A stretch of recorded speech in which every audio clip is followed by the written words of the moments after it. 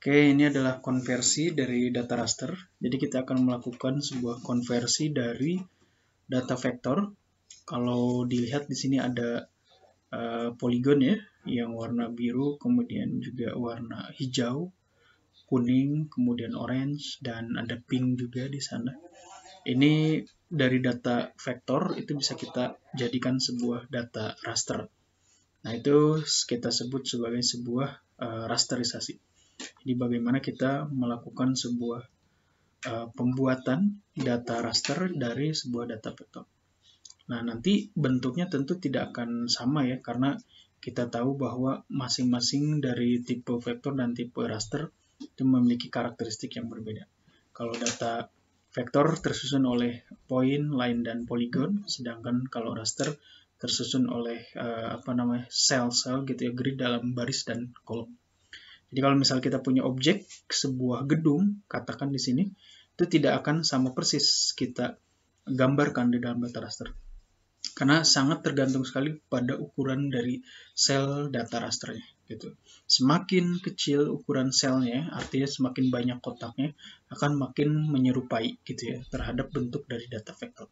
Tetapi kita tahu bahwa di sini resolusi spasialnya adalah sekian, gitu ya, sehingga nanti mau tidak mau kotak gitu ya, gedung yang seperti ini itu akan terrepresentasikan seperti ini. Nah, ini agak susah gitu ya untuk merepresentasikan secara persis sama data vektor ke data raster ya. Termasuk juga jalan, kita tahu kalau di dalam data vektor gitu ya, itu bisa kita tunjukkan gitu ya, sebagai sebuah lengkungan jalannya gitu ya, yang bagus, estetis gitu ya.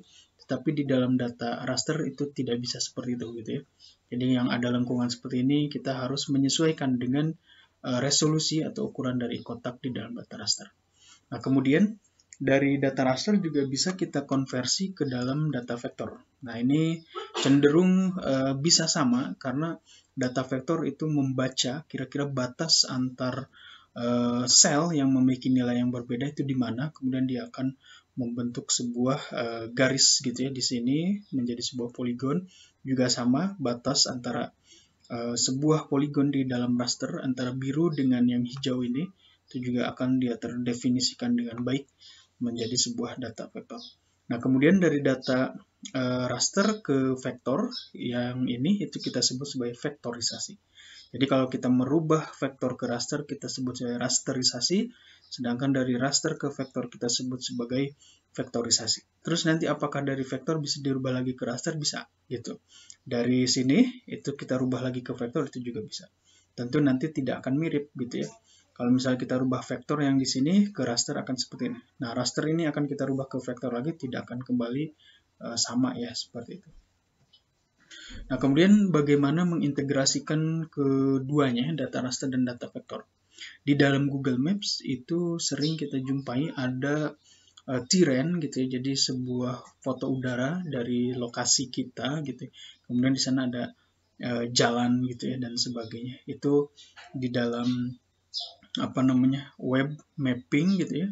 Kemudian juga tata guna lahan gitu, itu juga sering kita jumpai ada overlay garis gitu ya, overlay garis, batas administratif, ada jalan, ada kota gitu ya, rel kereta gitu. Nah, itu bisa kita integrasikan. Jadi antara data dari raster dengan data dari vektor.